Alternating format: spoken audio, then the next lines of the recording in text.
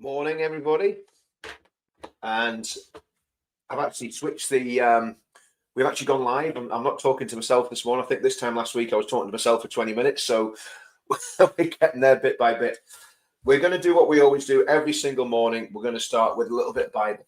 And this verse, do you ever get, I don't know if this happens to anybody else, but do you ever get Bible verses that just keep coming into your mind over and over and over again? And there's one that has been nailing me probably since early 2024.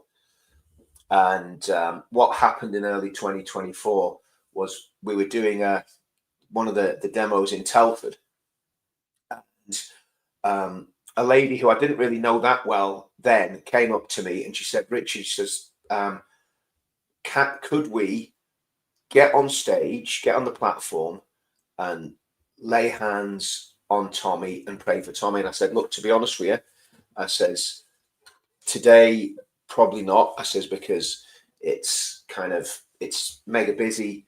I don't think Tommy's probably quite ready for that sort of spiritual encounter. I mean, maybe I was a bit, I should have said, yeah, let's just go for it. I'm going to spoke to him, but obviously there's a lot going on at those demos. But what I said was, I said, look, I said, why don't we start doing an online prayer meeting and pray for Tommy and the movement and just the terrible state of the country and the terrible state of Christianity. And I said, the terrible state of me spiritually as well, because I was in a bit of a mess then. And we decided to start a prayer meeting, and we've been praying for all those things once a week ever since. And there's basically three of us get together and pray. There used to be a couple of others, but they've got a lot of stuff going on in their lives at the minute. So and again, what's happened is great, which is we've built a great sort of prayer meeting. Just even though there's only three people, we've prayed about a lot of really serious things about the movement, about what's happening politically. So we're praying about the situation that we've got with the dreadful anti-Semitism that's going on. I'll talk about that in a minute. But the verse that's kept coming to me, and we prayed basically for three things. We prayed for the Christianization of the movement. We prayed that Tommy would have an encounter with God, and that people in the movement would start becoming Christians. And I think all those things are happening. What we probably need to do, well, again, I'll talk about the verse that I want to go into. What we probably need to do is start praying for revival on a regular basis. And I think not just in the three people that I'm praying with, but I think, three people including me, not just people I'm praying with, but also we should start asking God for revival on the Sunday night thing that we're doing. And again, I think we could probably get more people praying from this group and have another prayer meeting that would be a much bigger prayer meeting. So that's something I'm thinking about as well. And again, I will be, when I get my act together with my websites and getting email addresses and that, who is just there in the comments again. And you're right, the Twitter thing's not working. That, bear with me. I do want to get this. I know there's no email address yet. Bear with me. If you knew how much is going on in my life, you'd give me a break. That's okay. But I am going to get to it. I am going to get to it. So, in fact, the email address on the Counter Media site, I think it's Counter Media. I need to try and get into that and have a look at that. But I've got that much stuff going on. I will get to it. But yeah, so once I get my email address sorted out, and once I do that, I want you to just go, okay, he's finally done it, in the comments. And I do apologize for it, because I know I genuinely do want to speak to you. I'm not ignoring you or anything like that. What I thought you were going to say there was last night's show was a great show. That's what I thought you were going to say. Anyway, we're going to get there. But the verse that I keep getting is seek ye first the kingdom of God and his righteousness, and all these things will be added unto you. And I think that's very, very true. And well, it is truth, it's in the Bible, but it keeps coming back to me. And I think that's really the heart of everything that we should be doing, all of us in the movement, in our lives, in everything that we think about and everything that we do. We need to be seeking God. And I think if we do that, we'll get solutions. Because last night's a prime example. People were praying about last night for a long time. I know that. Everybody was praying. Everybody was worried that there was going to be some pretty horrendous stuff going on last night. There's a lot of very brave Jewish people went there last night with their Israeli flags and the Maccabee colours, which I thought was incredibly brave, considering the Chuckle brothers reckoned they were going to bring 300,000 people on the streets. So, a couple of things about.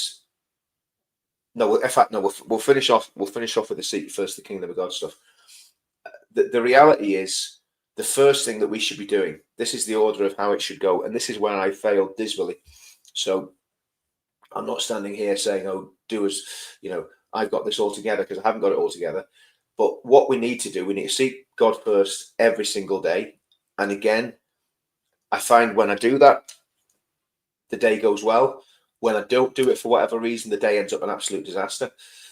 So again, that's getting up, reading your Bible, praying, really seeking fellowship with God. And this thing about seek ye first the kingdom of God, I was listening to Leonard Ravenhill, my pastor, a pastor that really mentored me many years ago, and Wesley Lindsay. He grew up spiritually. He went to Bible college in America. He went to Bible college in Scotland. In Scotland, the principal of the Faith Mission Bible College was Duncan Campbell.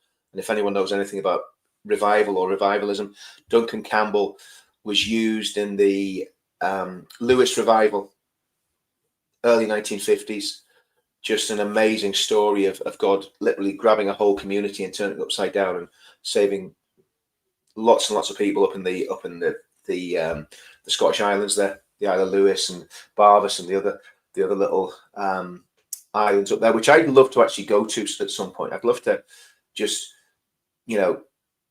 jump in the car, go across to Scotland, drive up there, get on a ferry, and just drive around those little Scottish islands and see the places where those revivals happened. I can do it in Northern Ireland as well, because there's a revival in 1859 in Northern Ireland that turned the country upside down and really shaped the future of Northern Ireland to a great extent spiritually. Obviously, we've lived on the vapors of that for the past 100 and however many years it is now, 170 years, is it?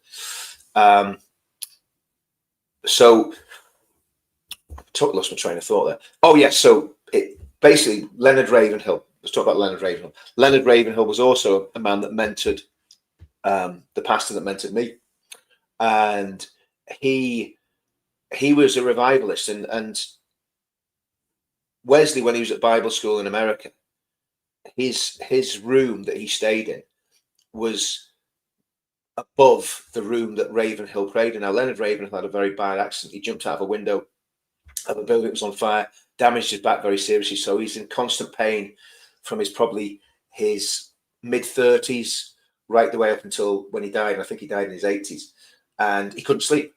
So Ravenhill used to pray every night. And Wesley said every single night, all he heard was this man praying, just pleading with God to save people, to send revival, to that his name would be glorified. So Ravenhill, Duncan Campbell, A.W. Tozer was a pastor or a teacher at the Bible college that Wesley Lindsay was at, and Paris Reedhead, another revivalist, and you can find all these guys on YouTube, also was teaching at this Bible college. So Wesley was a very, very spiritual guy. And one of the things he said about Ravenhill was, he says with Ravenhill, it was the depth of the faith was genuine and real. There was no bluff there. He heard him praying every night, 8 hours a night. Can you imagine? He obviously didn't get much sleep when he was at Bible college. But one of the things that Ravenhill said, and this is totally feeds into this Bible verse, seek ye first the kingdom of God and his righteousness. He said it's not about having an encyclopedic knowledge of the Bible, head knowledge. He said it's not about whether you prayed a prayer. It's not about really about your sins been forgiven, although all those things are massively, massively important. Ravenhill said very simply, he said, it's about, do you know Jesus? Do you know God? In other words, is God dwelling in you? Is the Holy Spirit dwelling in you? So has Christ come into your life? And again, we had the prayer meeting last night with my two friends, and Ashley, one of the gentlemen who prays with us, he said, you know what? He says, Jesus really has my heart. He says, in other words, I feel like I'm on autopilot, like Christ is driving my life. Christ is in total control of me. And Ashley just keeps saying he just loves Jesus. He just loves Jesus. And that's what it means to seek first the kingdom of God. It's God, it's knowing God, really knowing God. So that when you wake up in the morning, the first thing you do is talk to God, you pray to God, and it's not forced because Jesus is in total control of your life. And that's what the Christian life's all about. So that's why that's important.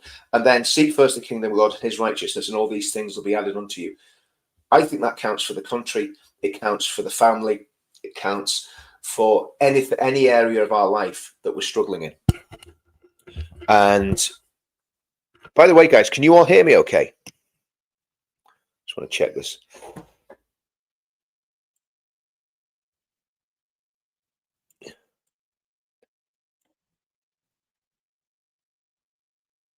Yeah, that's okay. Do you know what? I'm amazed you could hear me because my microphone was away over near the window. That's why I was asking if you could hear me. But yeah, guys, please like this, subscribe to it, and I am going to get on that thing with the email address. There will be an email address that you can use. I'm going to get that sorted out. I know it sounds like it's not a big thing, but when you have no idea how much chaos and stuff is going on in my life at the minute, so bear with me. I am going to get it done. I've got to redo that website. Redoing the website is probably a 2 or 3 week job, but I'll get the email address sorted for you as well. But anyway, getting back to the Bible verse. So it's about seeking God first. We seek God first. We seek the kingdom first, which is seeking God, and we seek that deep relationship with God. And that's what it's all about. It's not about living by rules and regulations. It's not about, well, it is, of course, obeying God. That's what, but you obey God as a result of knowing God. And I think for years, talking about me personally, what I did was I didn't understand that. And I think that's why God keeps giving me this Bible verse. It's almost like saying, Richard, seek first the kingdom of God. In other words, seek me first, seek Christ first, seek that knowledge of God first. And then everything else will fall into place. It might not fall into place the way that I want it to, because I think a lot of us that are doing this, that are involved in this movement, that are involved in all of this craziness, we have a lot of issues that we need to sort out. We have a lot of chaos going on in the background in our lives that people don't see. But if we seek God first, and it's very similar to what I said yesterday about people that are despairing and depressed and so on and so forth. It's all about coming to Christ first, and then everything else. And that's not about religion. I'm not trying to make people religious. I'm not saying go to church 3 times a day. I'm not saying anything like that. Having said that, I find having communion, Holy Communion, breaking bread, my church, the only criticism I've got of my church, right, and it's the only criticism, I'm sure if I looked deep enough I could find loads, because there's no perfect church, is there? But the only criticism I've got of my church is that we only have communion once a fortnight. I wish we had it once a week, right? Now, but what I'm not going to do, I'm not going to go to the church and start stamping my feet and saying, oh, we've got to have communion once a week, because it's not my place. I'm not a member of the church, as in, I'm a member as in a go, but I'm not a member as in church membership. So I've got no right to go in there and start stamping my feet and saying we should have communion every single Sunday. But I find communion, when I was coming back from that very dark place that I'd got myself into through my own stupidity, I found communion was like being on a life support machine. Breaking bread, I found there was something deeply spiritual happening. I got, I had so many close encounters with God when I was taking Holy Communion. Anyway, that's the little bit of Bible for everyone this morning. A little bit of church history, modern church history from the 20th century. Pastor Wesley Lindsay, what an amazing pastor. Duncan Campbell, Leonard Ravenhill. Look those guys. Look Duncan Campbell, Leonard Ravenhill, Paris Reedhead. Look them up on YouTube and watch some of their sermons, because absolutely incredible. Anyway, we've got some good news, haven't we? We've got some really, really good news, and it was the epic fail. And I'm going to play something here. Let me just share my screen here, guys. I'm going to play you something which I found quite funny. So let's see if I can find this. Okay, where are we? There we go. Right. So let's have a little listen to this.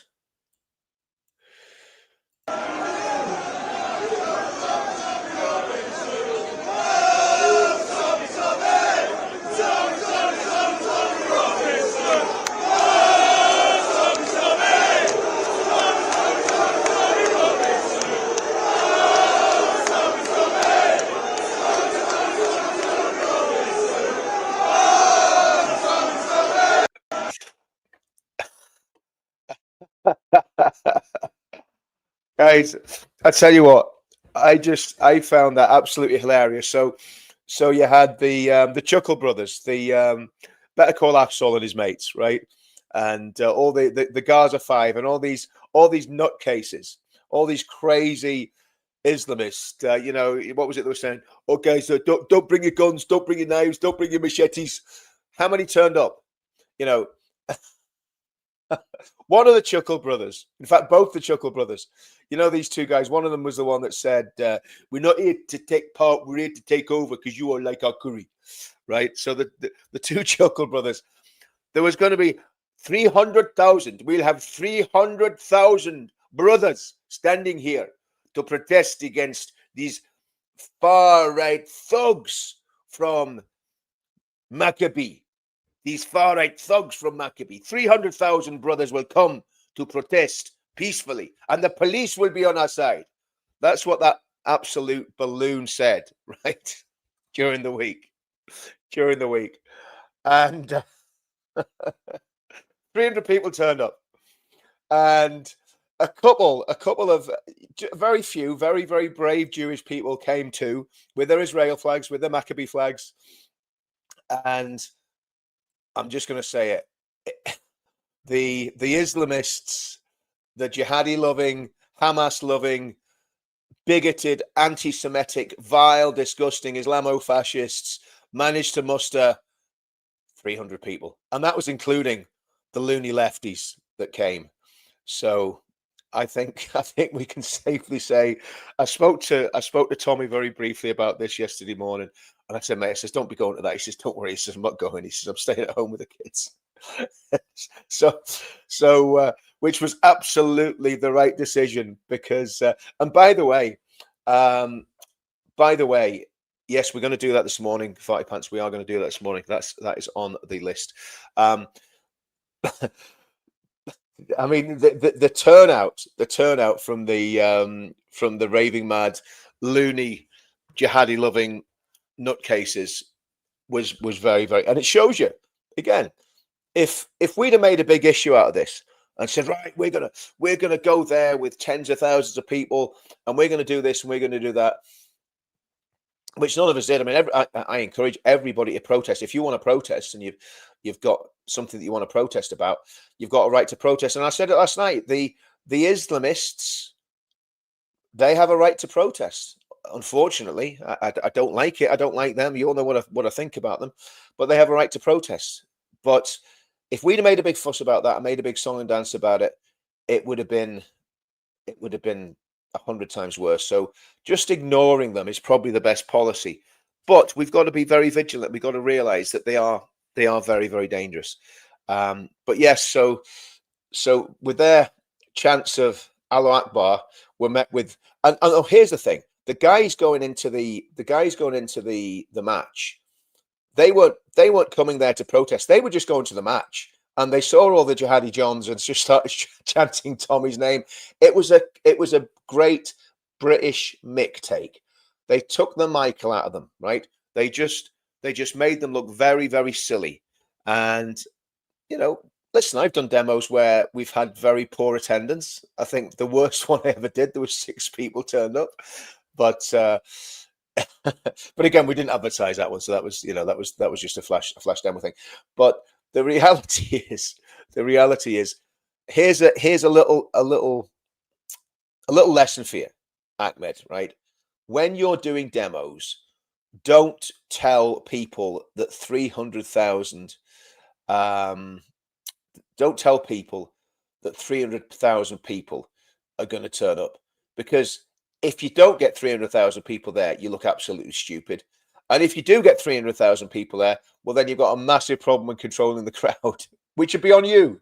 So maybe you should go back to doing your Better Call Afsol thing and defending drug dealers and traffickers and all the other people that no doubt you defend on a regular basis, and maybe you should just hang out with your little chums in Telford or whatever. I don't know. Just I don't think this is for you, my friend.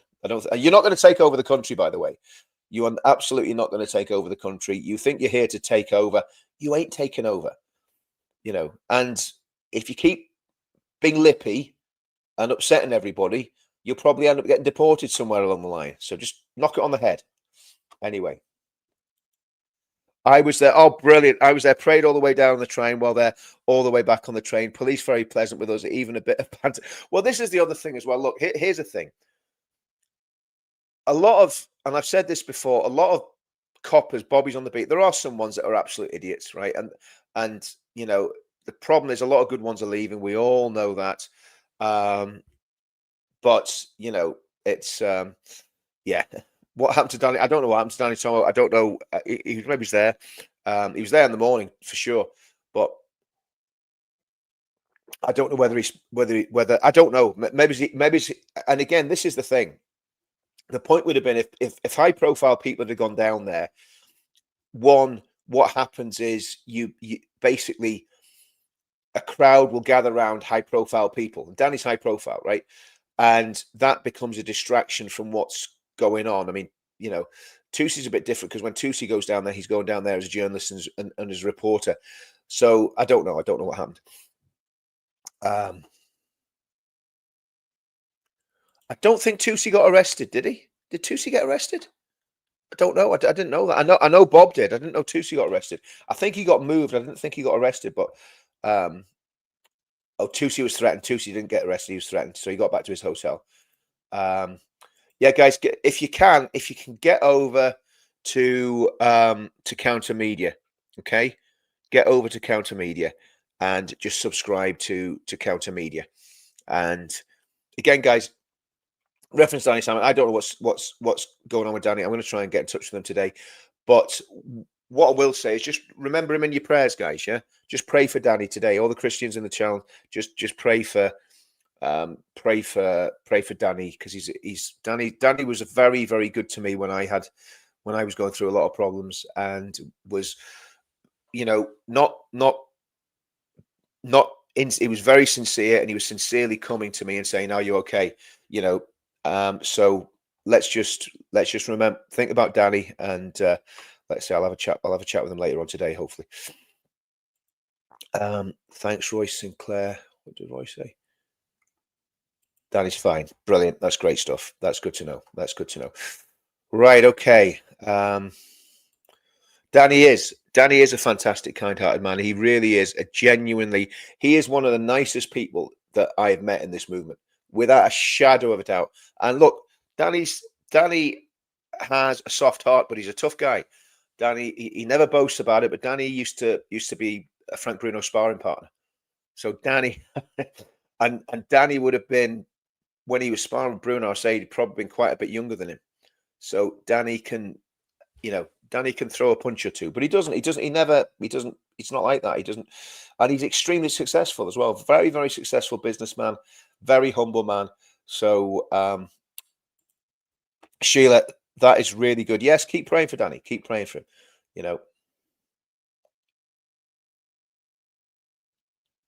Okay, guys, right. So let's have a look at some other stuff. I thought that would cheer everybody up. Let's just play that one more time, just for Ahmed Yacoub and what's the other guy's name? I can't remember his name. The guy that wants to take over.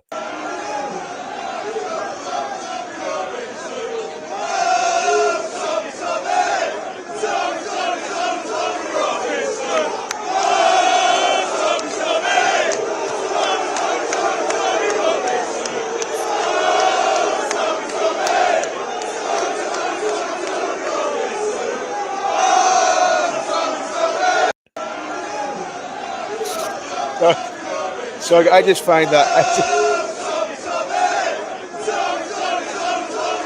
you can that is literally a jihadi's worst nightmare, isn't it? You know, you go there thinking you're going to intimidate people, and the police. Listen, West Midlands police. See that? See, do you know what? I've got it somewhere. Saved it somewhere. The West Midlands police trying to justify what they did last night. That is a disgrace. You see that the coppers on the front lines are okay, right? But see the ones that are running it, absolute scumbags. West Midlands Police, what they did in banning those Maccabee supporters coming, absolutely disgusting and disgraceful, and trying to insinuate that there was going to be problem from the Maccabee fans. Again, needs to be an investigation into all this. Needs to be an investigation, but that crowd that are not they weren't coming there.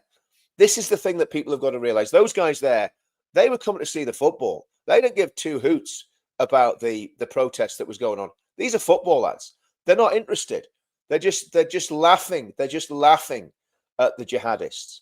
That's 200 people turning up from the jihadi side and then be met with ordinary Englishmen, not far right, not, the National Front.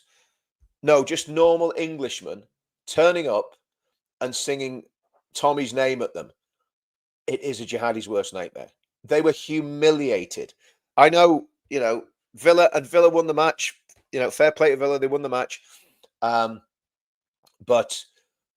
the biggest losers last night were Better Call Afzal, his little sidekick mate, and Ayub Khan's very quiet, isn't he? There's not too much from these guys on Twitter this morning.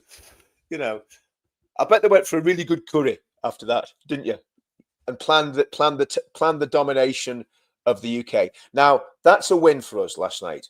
That is a win for us, right? However, that win that we've got, we need to bank that, because that's just one skirmish. We still have a massive problem with Islamic extremism in the UK, without a shadow of a doubt.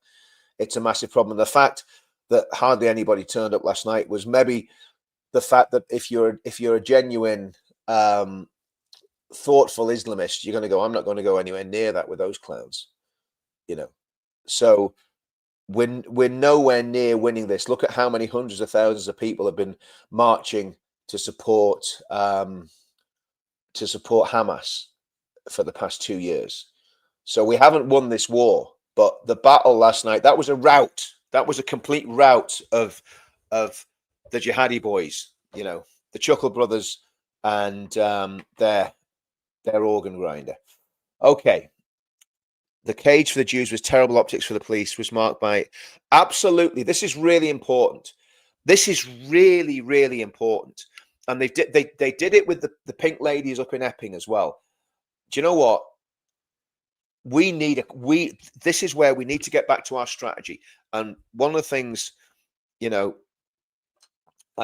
said to Tommy yesterday, I says, we've got the plan, unite the kingdom, unite the kingdom, advance UK and Christianity. That's the plan. That is the plan, guys. We keep doing the Unite the Kingdom rallies, get them bigger and bigger and bigger, keep that really good vibe. You see the difference between what the jihadis did yesterday, right? And what we do at the Unite the Kingdom rallies is we're not going there with hate. We don't hate Muslims. We don't hate anybody, right? We're going there saying what we want to do is bring the kingdom together. And they just don't get it because they're absolute imbeciles. They're absolute imbeciles. I'm going to play it one more time just to really, just in case any of the jihadi Johns actually managed to listen in.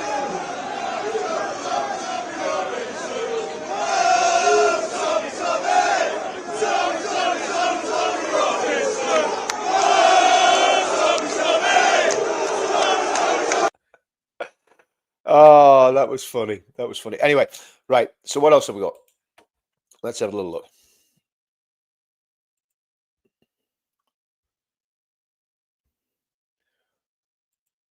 Well, there's one there. You know, right there. You're not being tolerant. You're not being inclusive. You're not being open-minded. You're being conquered. And I think we need to really, I mean, actually, I tell you what I'm going to do. I'm going to read from a story. I'm going to read from an editorial about what happened in Germany. And headline is Germany bans one Muslim group and raids two others. So this is what's happening in Germany. And these aren't what Germany do. This is not a terrorist group that the German government's going after. And I think the British government could learn from this. This is what the story says. I think it's in the Independent. It says Germany's government has banned a Muslim group, accusing it of violating basic human rights. It has also raided premises connected with two other Muslim groups. The country's interior ministry said Muslim interrogative represented a threat to the country's constitutional order by promoting anti-Semitism and discrimination against women and sexual minorities. Now, as far as I know, all of those things in the UK are illegal. Okay? They are illegal. Anti-Semitism is certainly illegal. Misogyny probably isn't illegal. But bigotry against sexual minorities, as far as I know, is illegal. And the German government is using existing laws. So this is something the British government could do tomorrow. They could go after these Islamist groups, the Muslim Brotherhood affiliates, the Jamaat-e-Islami affiliates. They could go after those groups, and anywhere that they are breaking British law, they could be prosecuted. So then it goes on. It said it promoted Islam as the sole model for the social order and wanted Islamic law to take precedence over German law in the Muslim community. Now, remember this, the Henry Jackson poll, and again, the way it was framed, I don't know why they didn't make more of this, but there was a question asked in that Henry Jackson poll in 2024, I think it was 2024. And the question was this: how many people in the whole poll, this was Muslims being polled, how many people strongly oppose Sharia law in the UK? It was only 25% of Muslims polled said they strongly opposed Sharia law in the UK. And poll after poll after poll have seen there's a massive, massive appetite among British Muslims for Sharia law in the UK to stop people saying things against Muhammad, the paedophile, raping, murdering, stealing, lying, psychotic founder of their religion. Like, if they had the way, I wouldn't be able to say that. Okay. So anyway, I'll go on with the story. It said it promoted Islam as the sole model for the social order and wanted Islamic law to take precedent over German law in the Muslim community. That included in areas such as the treatment of women. And then they want to say, we will respond with the full force of the law to anyone who aggressively calls for a caliphate on our streets, incites hatred against the state of Israel and Jews in an intolerable manner, and despises the rights of women and minorities. That's what German Interior Minister Alexander Dorint said. Now, that is, to me, that is absolutely incredible that they've done this. Let me know in the comments what you think, guys. Let me know in the comments what you think about that. Yep, they're not here to take part. They're here to take over and cook us some really good curry. So what else have we got? Let's have a look. But I thought that story from the Independent was very, I mean, let's get it right. The Independent, as far as I know, is owned by Saudi Arabia. I want to play you this video, right? Now, this video, this is from the TUC, right? And it is completely untrue. It is a complete and utter pack of lies. And this is what the TUC were putting out. I think it came out yesterday. Okay, just wait to hear this.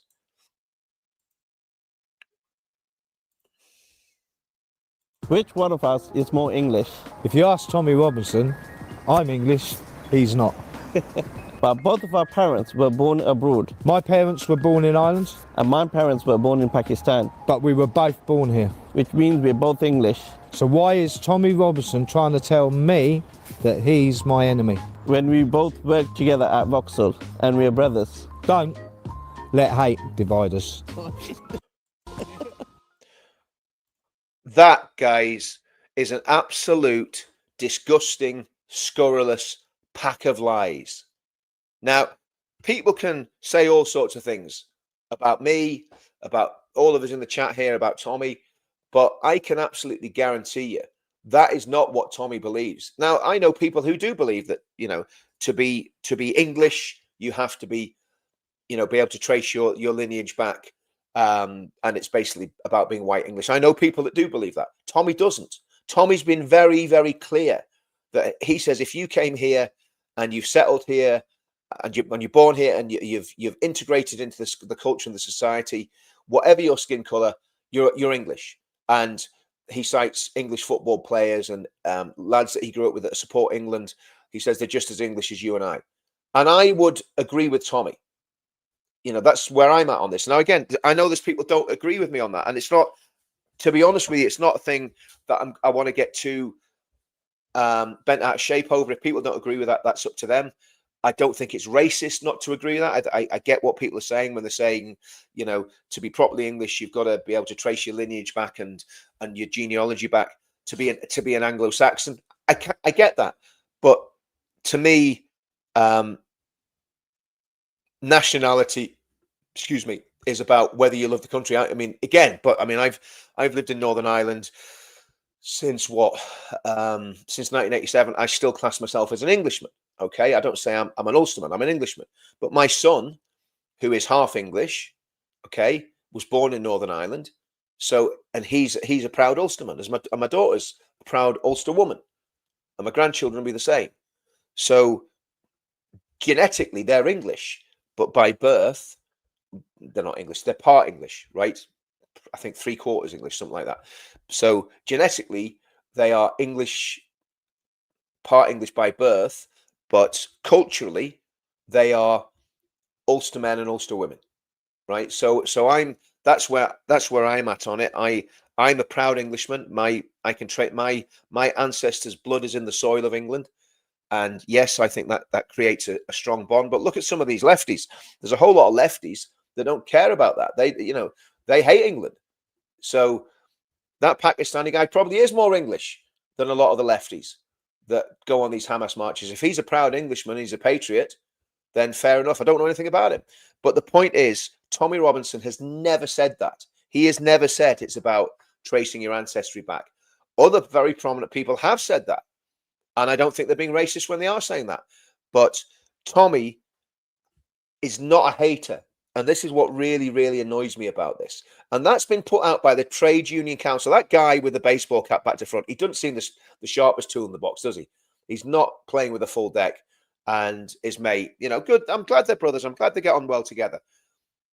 As I do with a lot of my Pakistani Christian brothers and sisters that are actually genuine Christians that are part of the kingdom, So I'm not interested in the skin color stuff. They're the ones that are dividing us. They're the ones that are trying to split us up. Absolutely reprehensible. But again, they're losing the ideas battle. But this is where it's really important. And I keep going back to it. We need a political solution.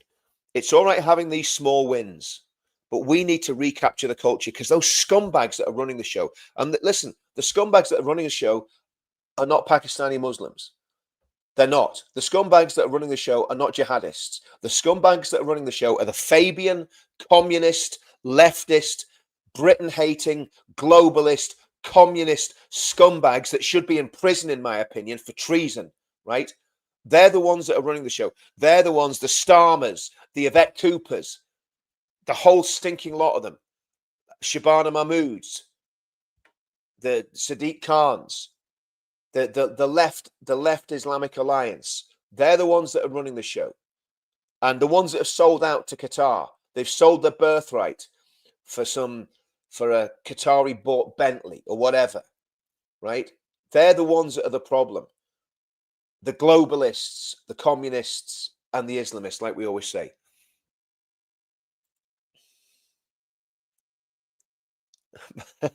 My answer, right? My name is an Irish song. Delaney had a donkey. Brilliant, brilliant. Oh, love it. They are scumbags at the worst. They don't even turn up last night. Exactly. The Labour Party. No, I don't agree with that. I think you're part of the problem there, mate. If anyone knows me, there's a zero tolerance on anti-Semitism. Okay. It's they're so touchy. Yeah, exactly. If the lefties don't like it, leave.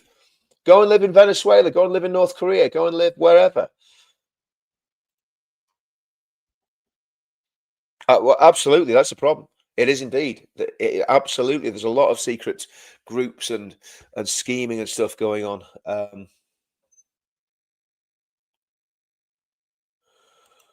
Well, the carnage isn't. If the thing is right, here's the thing, Lily. If we stick to the plan, and the plan that we've got is spiritual revival, cultural revival, and a political party that can win an election. All those pieces of the jigsaw are in place, right? We've got Advance UK, we've got the cultural movement, we've got a spiritual movement that's growing. If we push into all of those things with all our might, we don't have to worry about all the other stuff that's going on. It's just noise. And I know, obviously, we've got massive problems with immigration. If we get the right government, it will get sorted out. If we get the right policies, it will get sorted out. And that's what we've got to do. We've got to stick with the program. That does not have to be carnage. Last night proved that. Last night proved that the British sense of humour, our very, very brave Jewish friends that came last night, and it was brave for those because they didn't know what they were walking into. Be honest with you, they didn't know what was going to happen last night. None of us did. Yeah, we need to put our frustration into action and political action. So here's the thing, guys. Everybody and anybody that watches my channel, they go, "Flip's sake, Richard, you're like a broken record. You just keep saying the same things over and over again." Yeah, thanks for that, Craig. All good, mate. Thanks very much for that. Really appreciate that. Great stuff. Joined Advance yesterday. We've got to keep pushing Advance. If you're a member of Advance, you've got to keep pushing it. Tell your friends to join. Tell your family to join. Friday night, when we do it. By the way, tonight is Friday, isn't it? Tonight, 7 o'clock, Marine Court Hotel. I think we might be getting food tonight. I don't know. If we're not gonna get food tonight, it'll be next week. We are gonna do food because I went up to Chimney Corner last Saturday, and the guys were there. They had a little barbecue thing going, and tea and coffee, and fizzy drinks, all the stuff that you're not meant to eat. And we had a great breakfast, even though it was 1 o'clock in the afternoon. It's a Saturday, so you're allowed to have breakfast a bit late. Bacon butties, sausage butties, absolutely fantastic. So that's what we had at Chimney Corner last Saturday. So we're going to have to do that on the Friday night at some point. I don't know if it's going to happen tonight, but come down just in case. There should definitely be tea and coffee down there tonight. And if that's not there, I don't want to be done for false advertising because I'm not in charge of catering. But just come down on the Friday. It's good crack. It's we're just like a family. We don't always get on, but we're always there. so yeah, come down, guys. Friday night, 7 o'clock. Let's keep pushing that. But no, we keep doing the demos. We keep building a community. We keep building all the things that we talked about. We make ourselves physically strong. We look after each other, and then come the next election, we win. Because there's another news article somewhere. Let me just try and find this news article about reform. Bear with me. Let me see if it's here. If I can find it. Can't find it. We'll maybe just get it later.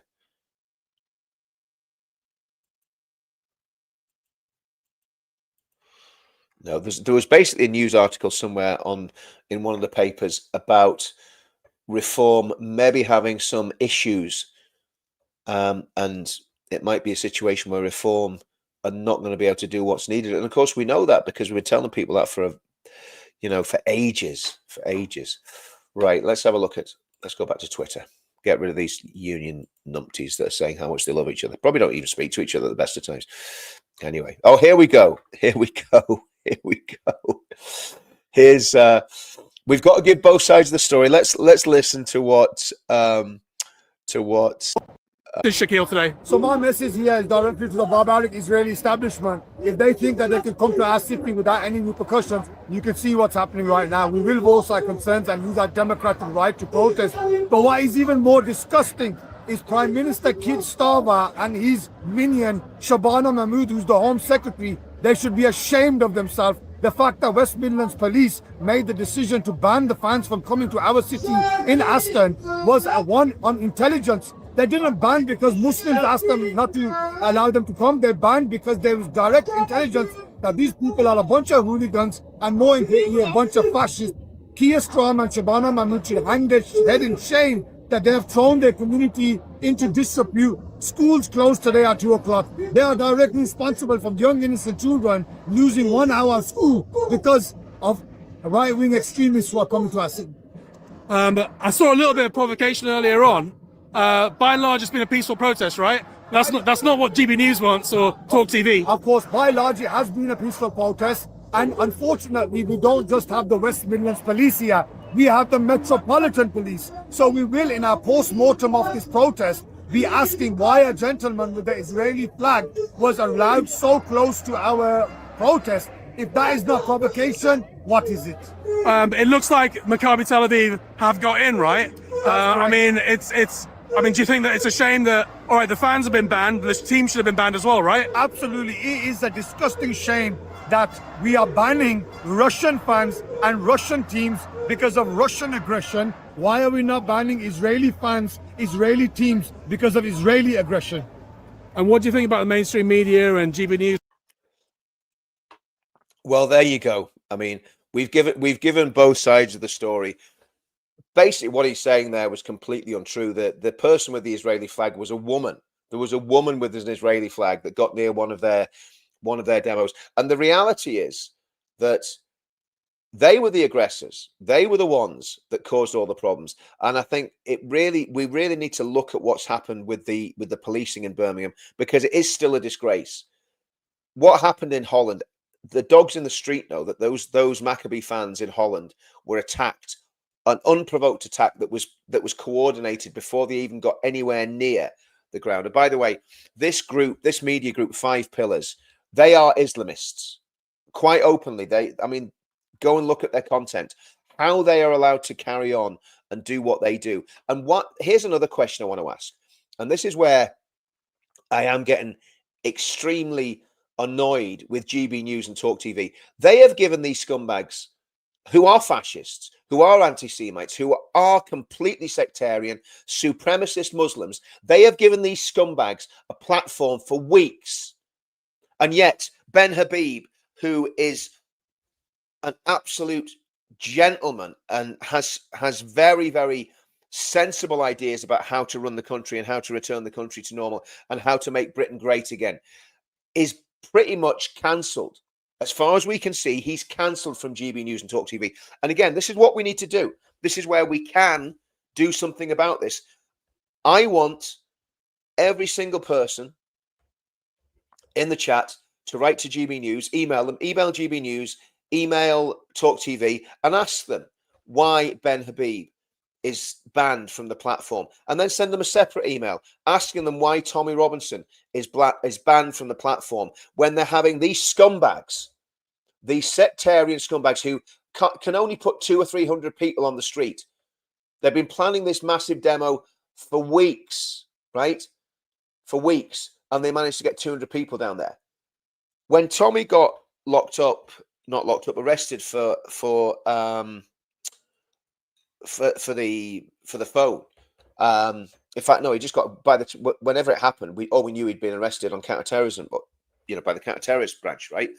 when that happened to Tommy at Folkestone, we heard about it, I think 10 o'clock in the morning or whenever it was. No, it was lunchtime. It was about lunchtime. And within 3 hours, we had 400 or 500 people on the street outside Downing Street. Just like that. And we had a great demo. And we said to the police, we're not going until Tommy gets released. And we stayed there till about 10 o'clock at night. And then Tommy was released. I'm not saying that's when he got released, but the police didn't know what to do with us because I said to them, I says, look, you know, unless Tommy gets out, I says, this is going to grow and grow and grow. Now, whether that was, I mean, you know, normally they don't hold you that long on these things anyway, but he did get charged. So they could have tried to remand him.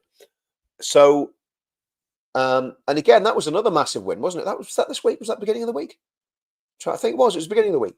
So Tommy actually getting not guilty, because if Tommy had been found guilty, believe you me, the mainstream media, every time they talked about Tommy Robinson, they'd have been saying convicted terrorist Tommy Robinson, or Tommy Robinson who was convicted, you know, under terrorism offences. That's what they would have said every single second of every day. There we go.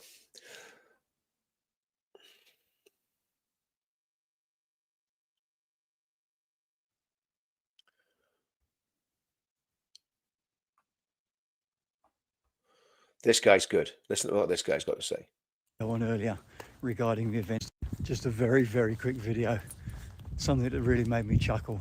So I put a video on earlier regarding the events in Birmingham around the Aston Villa football match tonight, and specifically about a man called Ahmed Yaqub, who is a alleged lawyer and community relations person in the Islamic community from the Midlands, who put videos on over the course of the last couple of weeks trying to rouse as many people as he could get to come and protest at the Maccabi Tel Aviv team playing in the UK, and who effectively caused the Israeli fans to be banned. And in one of these videos he talked about hundreds of thousands of people being on the streets of Birmingham. Even over the course of the last sort of 2 or 3 days, he's been talking about very large numbers. As it turns out, there's about 300 of them. I thought that was great. I really thought that was, you know, yeah, 200 or 300. But look at how much that's cost the state. Look at the diplomatic cost of that. So even though last night was a win in a way, was a win in a way, it was also a defeat, because not because they managed to mobilize tens of thousands of people, because they didn't, they failed dismally, but because the state failed dismally as well to basically stand up to that. I'm going to play one more video here. Now, I haven't actually listened to this yet, but by the headline, I've got a good idea what they're going to say. In quite so just significant bear with me. So what this is the West Midlands Police. Shame on the West Midlands Police. And it's not the first time that they should hang their heads in shame. The Birmingham pub bombings being a prime example, right?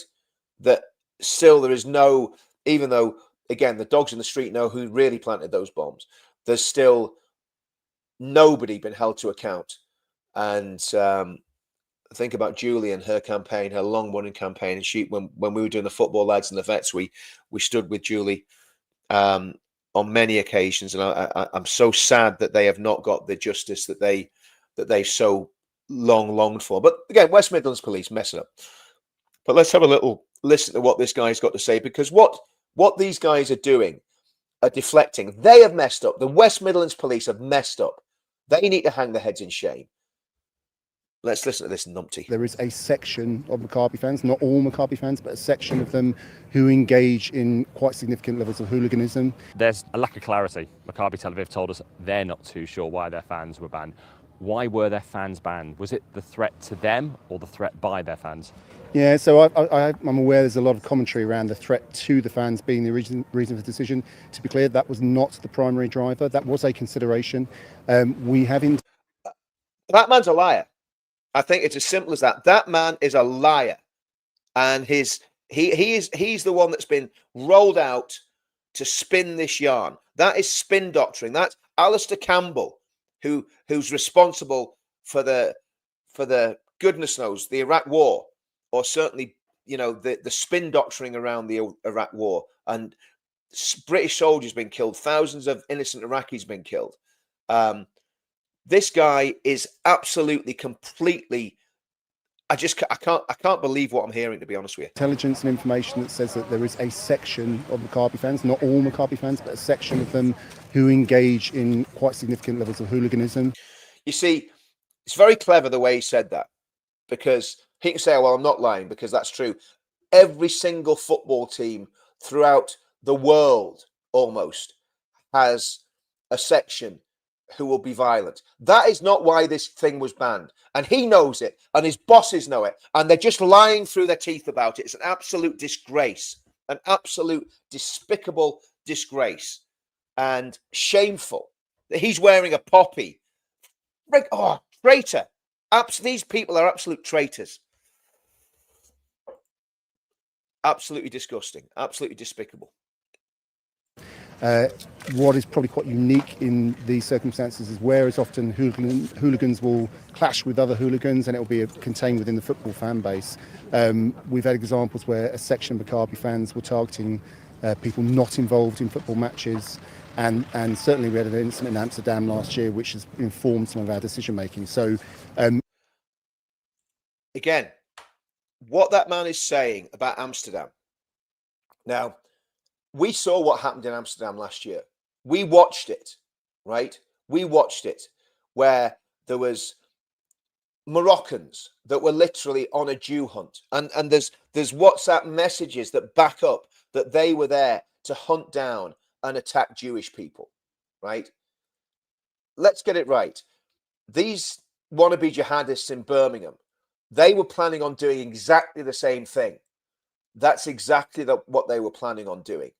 And this officer, to me, is a disgrace to the uniform. And the fact that he can stand there with a straight face and come out with that sort of garbage is absolutely disgusting. Maccabi banned the Maccabi fans and put the Jewish supporters who were there. Yes, exactly. Yeah,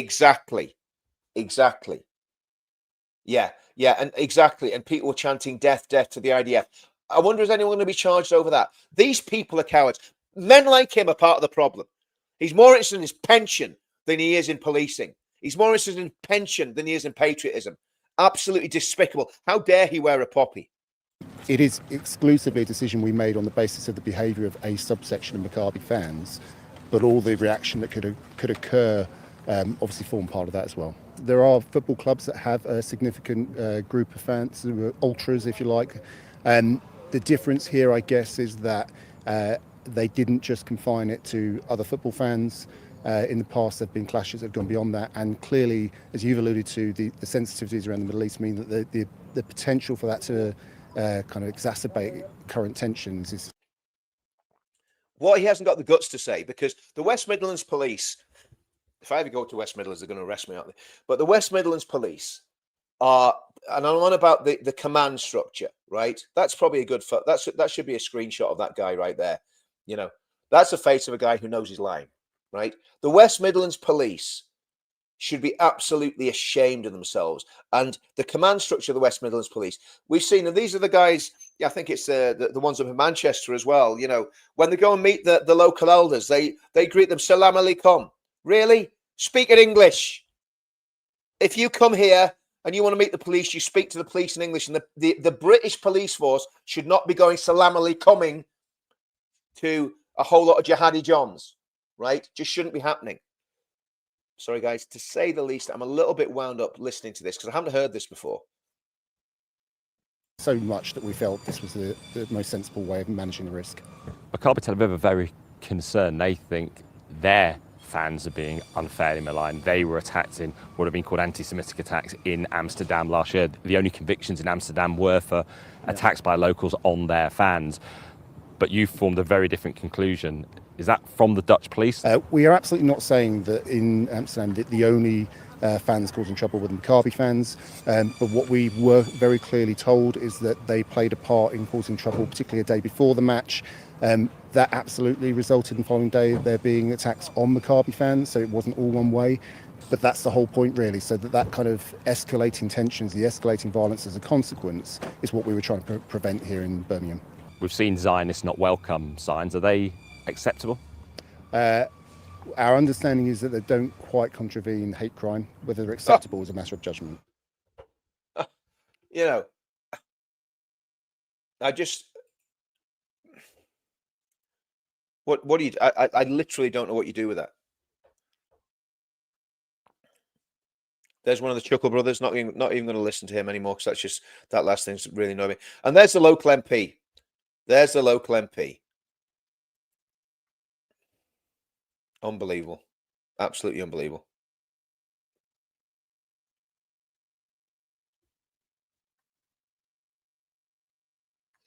There's the lads. And they're just normal lads. They are just normal lads from Aston Villa. And I'm sure, you know, I'm sure those.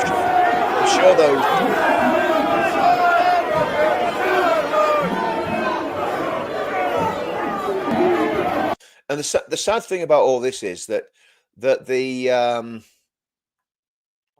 Aston Villa was a Christian club. It was, you know, it's on Trinity Road. It was raised up as a Christian football club. Anyway, guys, look, that's 8 o'clock.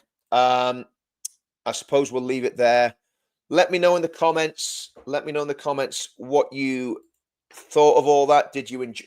Tell me this. Are you guys enjoying this little format we're doing?